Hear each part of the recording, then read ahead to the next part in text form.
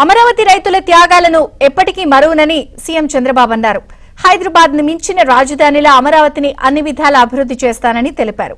గతంలో జరిగిన తప్పుకు ఆంధ్రప్రదేశ్ ఎంతో నష్టపోయిందని, మళ్లీ ఆ తప్పులు జరగకూడదన్నారు సీఎం చంద్రబాబు.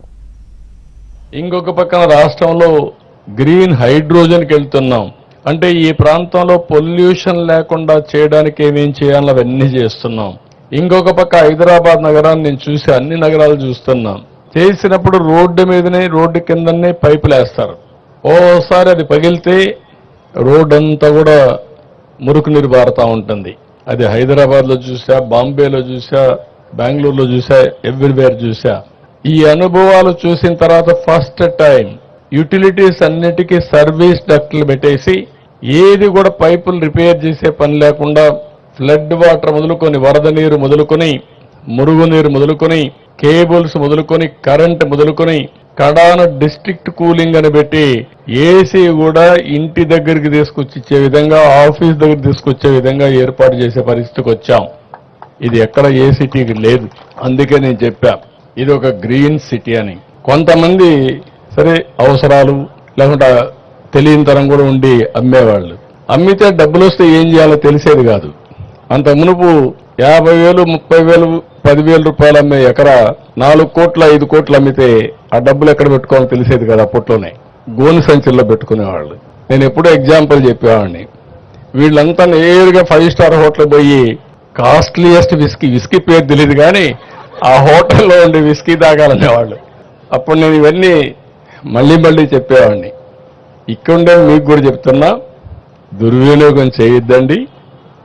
అమరావతి రైతాంగం అంతా మీరు మీ పిల్లలు ఆలోచించండి. అందరూ సాధారణ కుటుంబాలను పుడతాం.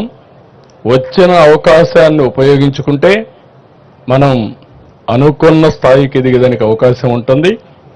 మీరు ఇంటికి ఒక ఆంట్రప్రెన్యూర్ అన్నాను.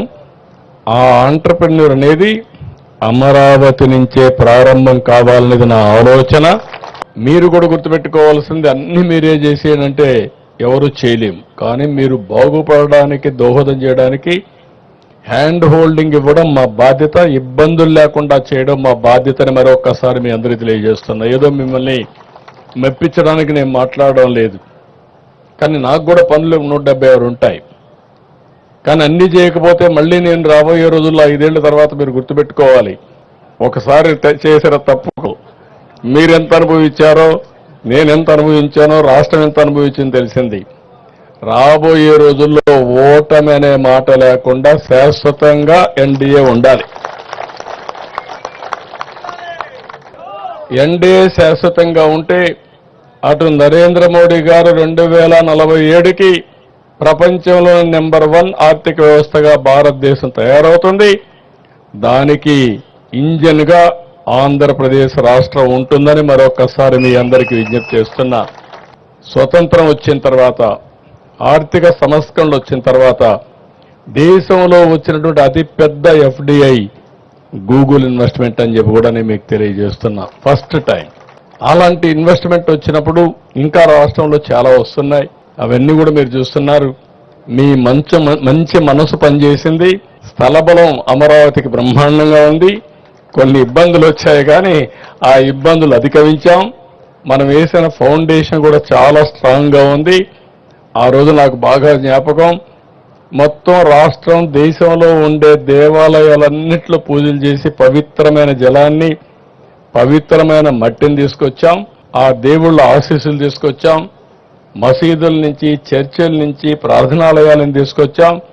కడాన ప్రధానమంత్రి గారు కూడా పార్లమెంటు సాక్షిగా పార్లమెంటు మట్టి, అదే మరి ఢిల్లీలో యమునా రివర్ నీళ్లు, పవిత్ర జలాలు తీసుకొచ్చి మనకు అందజేశాడు. అవన్నీ నాకు జ్ఞాపకం ఉన్నాయి. దేవతల రాజధాని అమరావతి అయితే ప్రజా రాజధాని ఈ అమరావతి.